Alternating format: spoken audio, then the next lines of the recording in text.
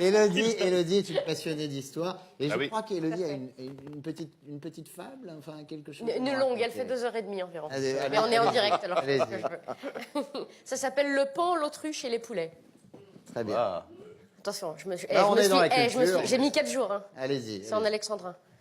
Il y avait une fois, en royaume de France, évoluant aux côtés de ses contemporains, un banquier jouvenceau, oui, mais plein d'élégance, qui de son beau pays se rêvait souverain. Je vois pas de qui vous voulez parler. Son air benjamin, informel, bien élevé, plaisait aux citoyens par la vieillesse lassée.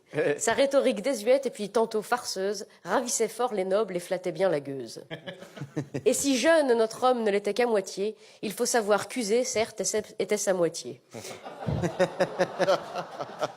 Car se voulant moderne, ne prenant point maîtresse, il épousa la sienne malgré sa vieillesse.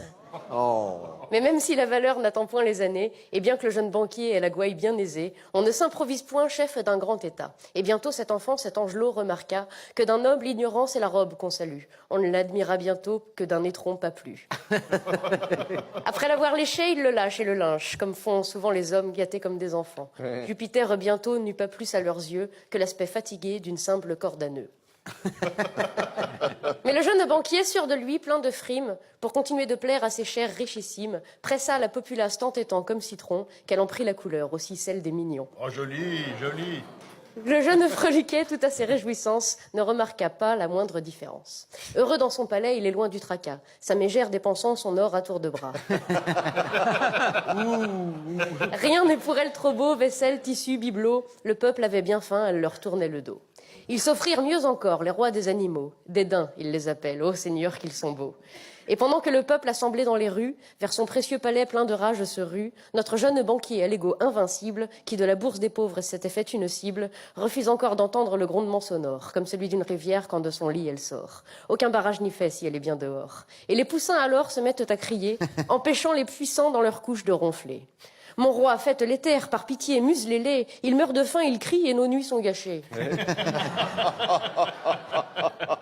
Ô sire, regardez-les, leur piètre éducation ne leur sert même pas à crever sans un son. Mourez chichement, dites, et mettez la sourdine. Leur râle, lorsqu'ils trépassent, c'est une porte qui couine. Ils sont là, ils se tordent, comme ils sont ridicules. Ces illettrés ignobles dans la boue gesticulent. Ah, je m'attendais à une autre ligne. C'est pas grave. Une autre fois. Mes amis, n'ayez crainte, leur répond le rusé. Il leur arrive parfois un peu fort d'aboyer. Mais ce sont mes moutons, mes agneaux, mon troupeau. Ils finiront de même par rentrer bien au chaud. Mais voici maintenant qu'ils retournent les carrosses et détruisent les maisons. Deviendraient-ils féroces?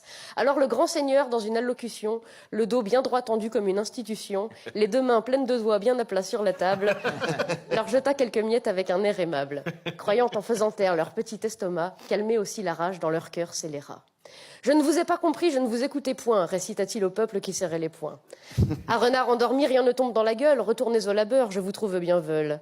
Ah, vous aimez la rose, supportez-en l'épine, mais ne troublez donc point la quiétude citadine. Dans notre ordre social, chacun reste à sa place, vous voulez en changer, je vous ris à la face. Cassez, cassez, cassez, et nous reconstruirons, et je vous répondrai de la bouche de mes canons.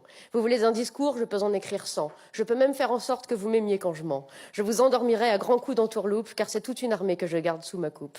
Vous vous fatiguerez et rentrerez au champ, bien avant que je tremble, pauvre petite Jean. Il est vrai que le pan peut oser faire l'autruche, se pavaner gaiement tout en gâtant sa cruche. Mais si un jour, lassé comme le peuple citron, son armée de poulets abandonne le patron, alors le jeune souverain saura bien entendu que même sur un trône en or, on est bien que sur son cul.